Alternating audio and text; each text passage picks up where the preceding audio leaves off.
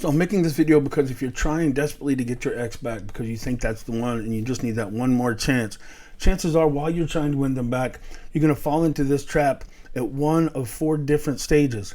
How you deal with these 4 moments when the panic, when the desperation, the compulsion really hits you with a strong urge to reach out and fight for the relationship or start chasing again. How you deal with those moments is ultimately going to determine how good your odds are to actually get that second chance that you're so desperate to have with the person that you lost. I'm going to go through these 4 times as quickly as I can. I don't want to waste your time. Please stick around till the end because I'm going to also give you the key reason why it's so vital that you make it through these 4 times.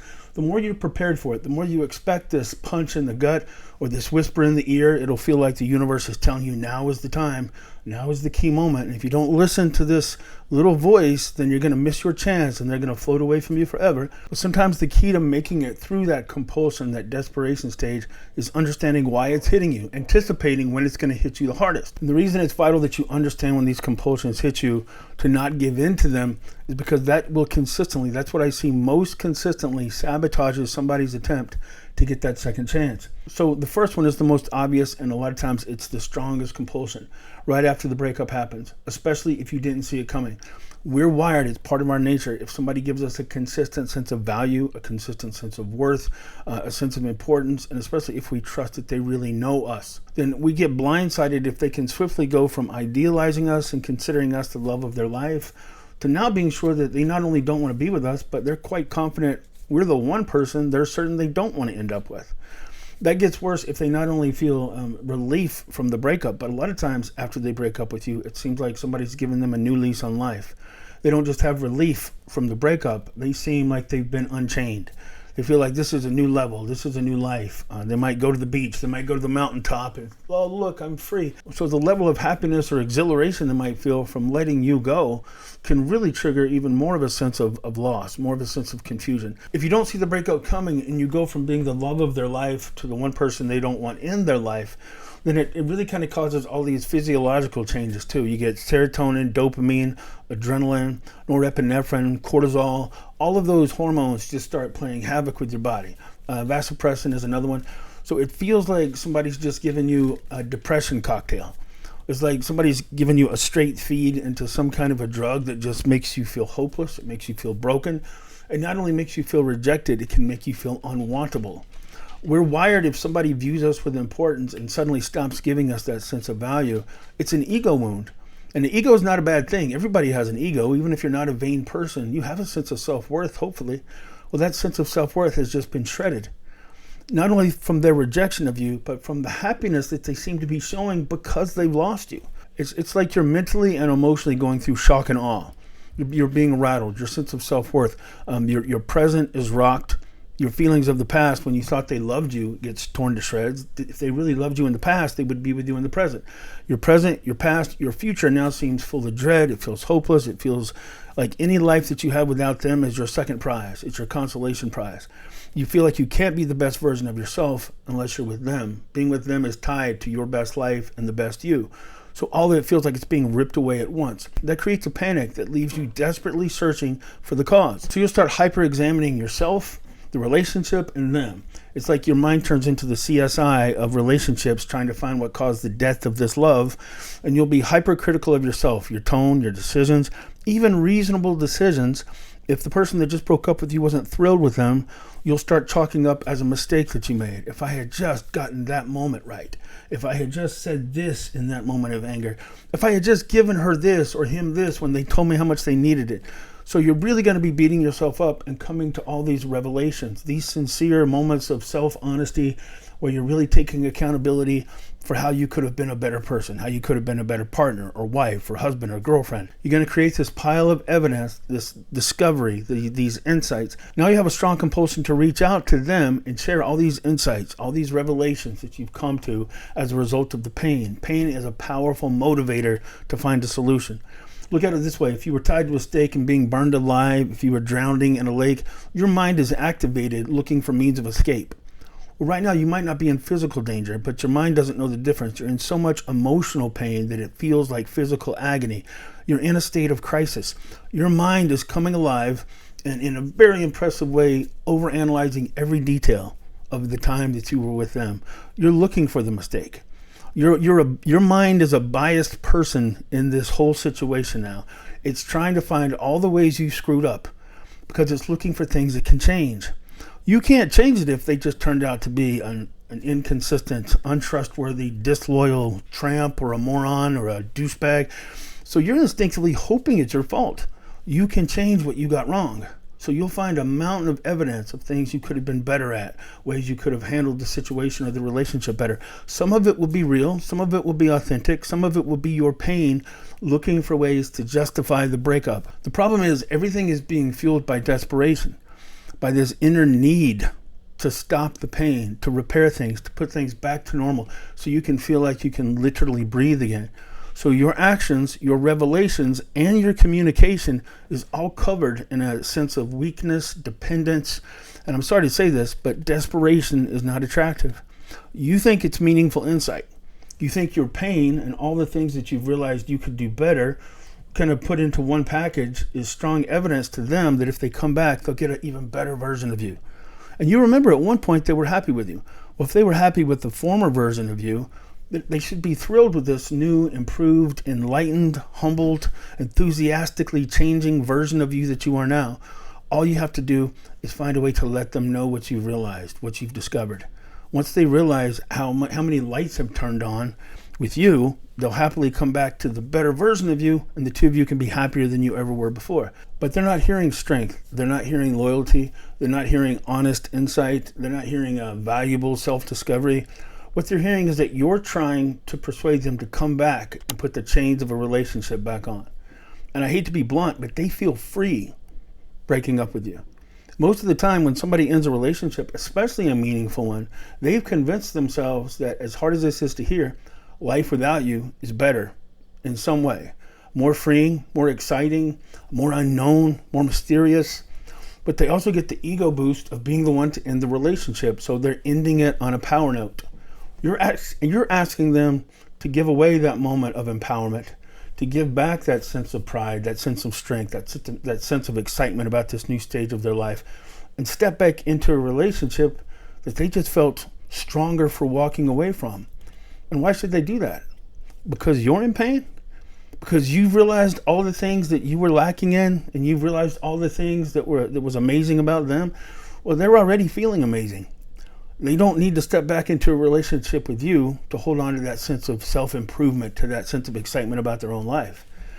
The truth is, no matter how authentic those moments and those revelations are to you, to them, it's going to feel like you're reaching out of weakness, out of desperation, out of dependence, out of clinginess, none of which is attractive. So the more you give into this compulsion based on logic, and it'll seem completely reasonable, and you'll tell yourself things like, well, they deserve to know the things that I've realized. If they don't understand what I've realized since they broke up with me, then they're walking away from a version of me that they don't know how great it could be. I mean, they deserve all the information before they end this relationship. They need to hear what I've realized about myself. And even if they don't come back, maybe this will give me closure. It won't give you closure because you're not really telling them this to try to end the relationship. You're telling them this because you're hoping that they'll step back into the relationship. And they know that. So you're not going to get a sense of closure. It's not going to be a convincing reason for them to give away that moment of empowerment that they felt when they broke up with you. The truth is, they're feeling like this about themselves when you're feeling like this about yourself. When you reach out, you're reinforcing this. And you're asking them to give away this. That's why it's not going to happen. Now, logic and fear will tell you if you don't act quickly, the more days that pass, every second that goes by, they're getting further away. That's not how relationships work. That's not how attraction and reattraction actually works. Most of the time, it's vital that they have some time away from you. It's vital that they reframe you not as the weak person that they walked away from, not the person in the inferior position who's being dumped. They need time for you to project and show strength, to reframe you as somebody that maybe they made a mistake walking away from. It's hard to get a sense of loss from somebody who refuses to leave. That's why I use the house and the porch metaphor. If somebody breaks up with you and you don't want to break up, most of the time emotionally they know that maybe you're walking out of the house, but you're going to camp out on the porch. I'm still here. If you ever change your mind, please let me know. I'm going to love you forever if you ever need me. So making these eternal vows of love and affection just makes it impossible many times for them to ever get the very sense of loss that they need to re-examine their decision. You need time to be reframed as somebody who's strong enough to live without them so they can get a sense of loss that in that moment, they're not going to feel. There's a difference in being hopeless, which it's going to feel after the breakup, and being hopeless forever. There is such a thing as hopeless for now. Most of the time when you chase right after a breakup, it's a waste of time. You're feeding their sense of ego, their sense of power, their sense of worth while draining your own. And attraction is not re-triggered out of pity, sympathy, or guilt. It's triggered out of a sense of loss. You're preventing them from having that sense of loss. Now, where it gets more complicated, and that's number two. The number two time you're going to feel a strong urge to chase is when you know you caused the breakup. A lot of breakups happen and you didn't see it coming. And a lot of breakups happen because maybe you're imperfect, maybe you have flaws, and we can each give each other wounds even when we're in a meaningful, sincere, adult, loving relationship. Intimate relationships will cause bruises. They will cut each other. They will challenge each other. That's normal. Sometimes the bruising and the cutting becomes greater than the good moments. The bad moments start to outweigh the good moments. Understanding each other, understanding each other's limits and where they're sensitive can get lost. So we accidentally can push away the person that we're really a good fit for. But again, when you're going through a painful breakup, that sense of emotional trauma, you're sincerely in a crisis moment. That sense of crisis and trauma will make you hyperanalyze things. It's like you're looking for gold, except the gold are your mistakes. The longer the list of mistakes that I can own, the more flaws that I can take accountability for and present to them as evidence that I can change, the better. So again, you are not a fair judge on your own behalf. You will be motivated instinctively and powerfully to find a long list of your flaws to present to them as evidence that you could be so much better if they just came back to you. It's really important that you don't trust yourself in this moment when you're really self-deprecating, when you're really just beating the hell out of yourself in an effort to show them how much you're willing to change. Unless you did something that is unquestionably bad. And you know if it's bad. Is it illegal? Is it the kind of thing that you'd be mortified to know if somebody put it on your social media account? Like, did you beat the grandmother? Did you abuse the goldfish? Did you sell the dog? Did you do something did they come home and catch you with their grandmother, their sister, and their Girl Scout troop? I mean, if you did something just unforgivable, you should know it. A couple of ways to tell if you did something that is really worthy of an apology and a begging for forgiveness and a begging for a second chance. If your own family and friends are telling you screwed up, if your own family and friends are like, oh dear God, why would you have done that? What is wrong with you? Then yeah, you should probably go apologize. If your own team is saying, yeah, that's a foul, then you should probably listen. If the thing you're apologizing for is something you wouldn't have tolerated them doing to you, then apologize for it. But it should be an unquestionable thing. It shouldn't be, well, she told me she didn't like how hard I was working, and I was working full time to try to pay for our vacation or to pay for our retirement or to pay to take care of my stepkids or whatever it is. Sometimes somebody's just going to criticize you for your imperfections. Don't start apologizing and begging for forgiveness for your imperfections, for your flaws. Significant wrongdoing flaws. Like if 911 would be interested to hear about the thing that you did wrong, you probably should take accountability for it. But keep in mind, don't trust yourself. You're instinctively going to be looking at yourself in a very negative light from their perspective. Your trigger to empathize with them is magnified at this moment because you want to see everything from their perspective so you can apologize and say the right things and get them back. You end up over apologizing. Keep this in mind. A key thing to attraction is feeling like you're lucky to be with that other person. In a healthy relationship, both parties feel very lucky to be with the person that they're with. If somebody's already rejected you, they don't feel lucky to be with you anymore. So the more you're giving them reasons to not be with you, and you think this is honest accountability, this will prove how transparent I am and how worthy of another chance I am. What you're actually doing is apologizing the attraction away. A lot of times after the breakup, immediately after the breakup, there's still some residual attraction. There's a lot of times they're unsure if they're making the right decision. Well, then the other person chases so much that they drain the residual attraction. They think they're fighting for the relationship. They're not. They're draining the remaining attraction that was left. A lot of times, if you had just left it alone and showed strength and got off their porch, stopped camping out on their porch, show them that you're strong enough to actually give them the breakup, now they get a sense of loss. That sense of loss makes them re-examine what they gave up. And a lot of times, whatever they broke up with you for proves to be a disappointment, and they start panicking that they made a mistake letting you go. They won't panic thinking they made a mistake letting you go if you refuse to go. And you giving them a long, endless list of all the things wrong with you and all the ways that you can be better is not an attraction builder. So again, even if you did something that's warranting an apology, apologize once, maybe twice. Don't bury yourself with endless apologies, thinking that the more times you can apologize, the bigger the crime, the bigger the sin, the more times I need to apologize. It doesn't work that way. So if you accidentally burn their house down, don't think, well, if I apologize 2.5 million times, that should probably be about right? I mean, burning their house down is a big deal. One apology is not going to do it. I'll send them 2.5 million apologies. It doesn't work out. That doesn't prove anything other than you're desperate, you're weak, and you would do anything to get somebody back, which makes it feel impossible to see being with you as something they should feel lucky for having. The third time is if you find out that your ex is with somebody else.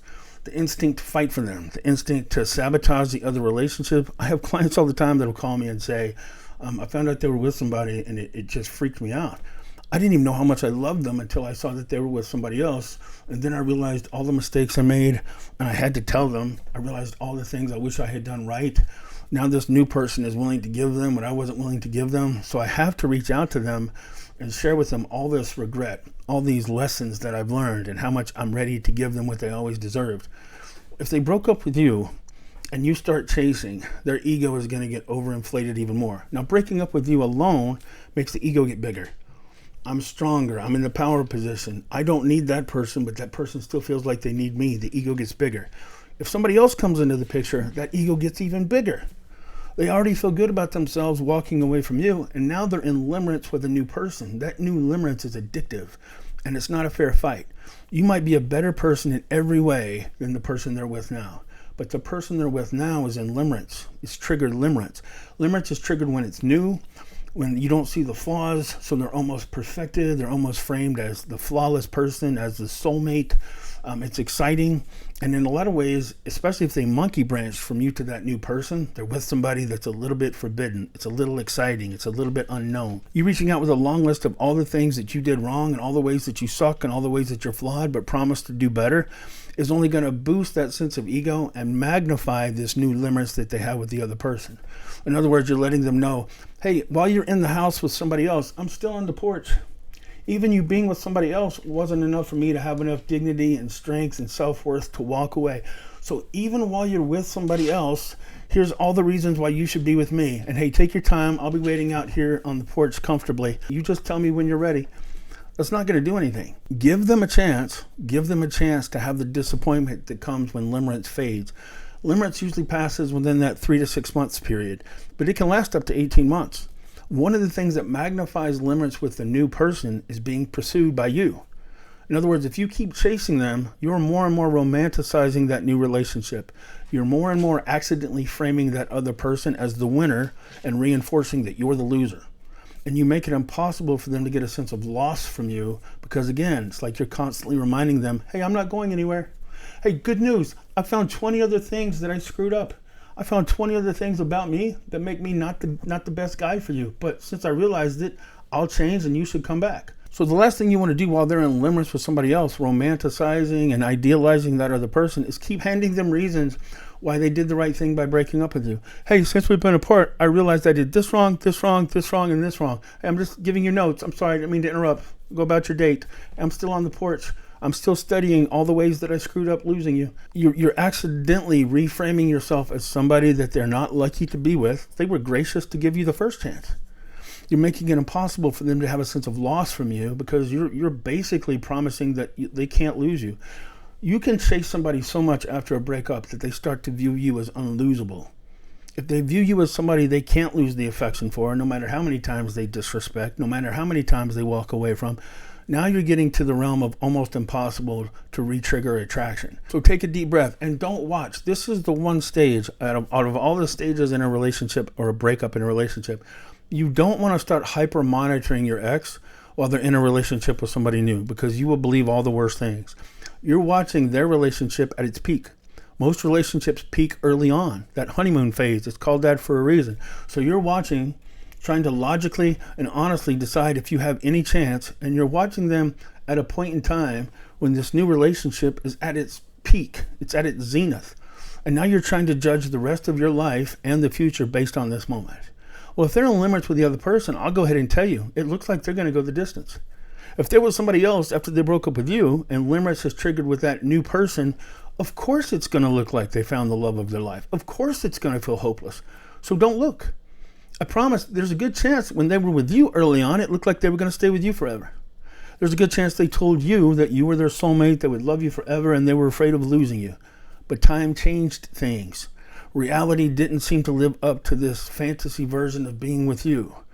So you're looking at them at that same high point, and you're instinctively going to judge that and play that out. You're going to project that out for the rest of their lives. Because your deepest fear is that they're going to ride off to happily ever after with another Prince Charming or another Cinderella that's not you. And in the moment that you're watching them after the breakup, it'll seem like that's happening. So stop looking. You don't want to hear about it. Tell your friends and family to stop sharing. Stop looking at there's all these little cute, clever ways to peek on them with social media. Don't look. All it's going to do is rattle you emotionally and trigger that pursuit instinct even more. And that's going to sabotage how they see you to an even greater degree. And then the last stage, when you've done no contact for 90 days. There are a lot of videos out there that talk about when you get to 90 days, your chances are so shot that you might as well reach out. And look, there is something to be said about if you get to 90 days, some people can send their last best shot. It's like, look, it's been 90 days. I don't want to keep my life on hold forever. So I'm just going to reach out one more time and see what happens. Okay, if that's really how you feel, then it's worth a shot. Most of the time, that's not really how people feel. They're lying to themselves. Most of the times, they're waiting till that 90-day mark comes, and then they're going to write a letter or send a message, not because they're really ready to give up, but because now they're panicked. They're afraid no contact hasn't worked. It's backfired. I should have known not to do this. Before, when we broke up, I would do the chasing, and I was always able to get them back until this moment, so I don't know why I did this. So when you put a time frame to no contact, like 90 days, and then it passes, that's when that re-examination starts to kick in. I can tell you, I have seen thousands of times when no contact actually works, but it takes longer than the 90 days. The real metric you want to go by, ask yourself after 90 days, depending on how the breakup went, were they super confident that you wanted them back? Did you chase greatly?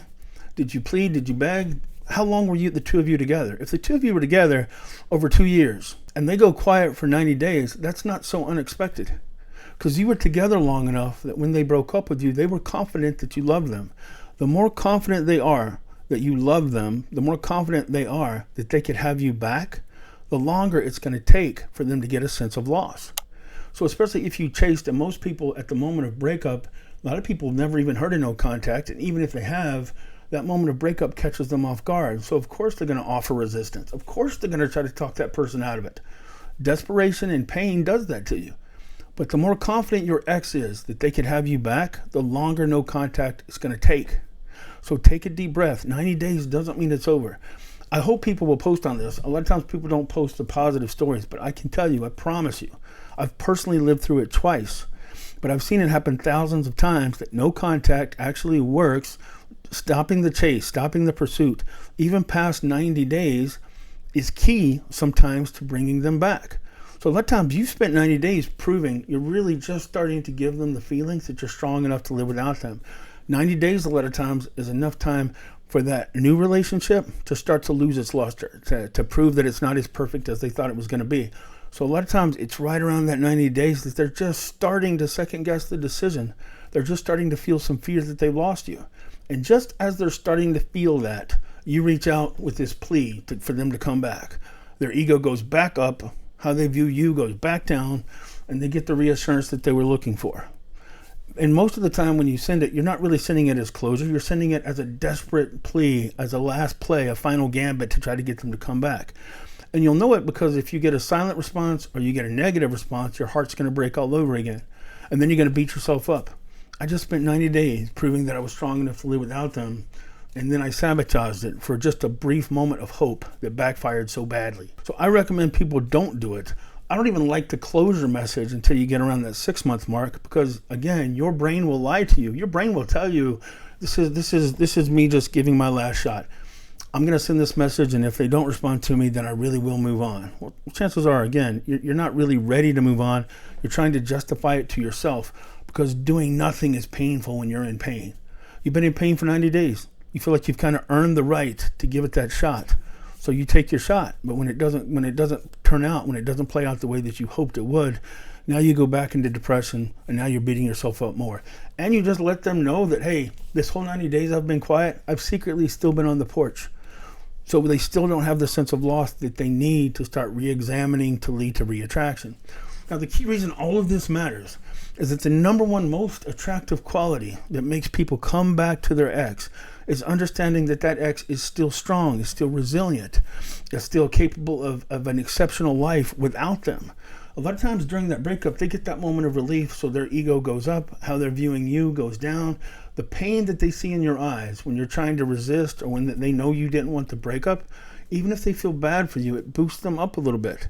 But one of the main killers of attraction is when they start viewing that other person, when they start viewing you as somebody that will love them forever. It's really hard to miss somebody that you're convinced is going to die loving you.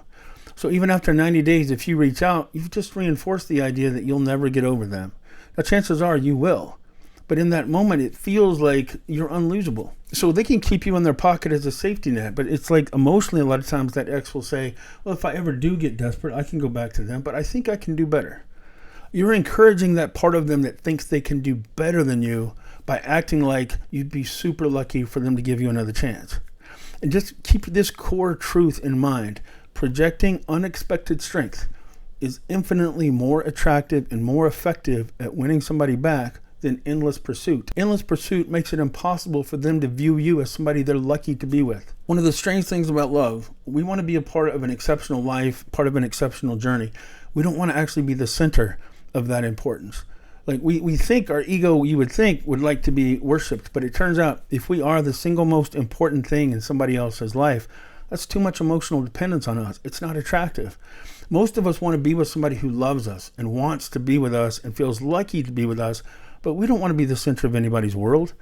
We're not built to be worshipped. Being worshipped is not attractive. Being worshipped makes it impossible to feel lucky to be with the person who is kissing the ground that you walk on.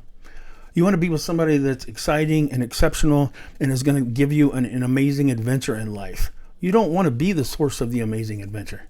So the more you can resist these 4 stages, look at these 4 stages as an opportunity to remind or to prove to your ex that maybe they made a mistake letting you go. That despite what they thought at the moment of breakup, you're not endlessly addicted to them. You're not only capable of surviving the breakup, you're capable of thriving after the breakup, of being a more impressive version of the person that they walked away from. Now, all those insights, all those discoveries, all that you have, it seems like a waste because I have all this meaningful information that I really want to tell them. Tell yourself when they come back, treating you with respect. When they come back feeling like they would once again be lucky to be with you, they'd be lucky to have a second chance with you. That's when you share that information. And you don't share it like a flood. You just say things like, yeah, I would be interested in trying again too. Look, I've learned a lot of things in our time apart. And you gradually let them know those truths. You don't like flood them with everything all at once.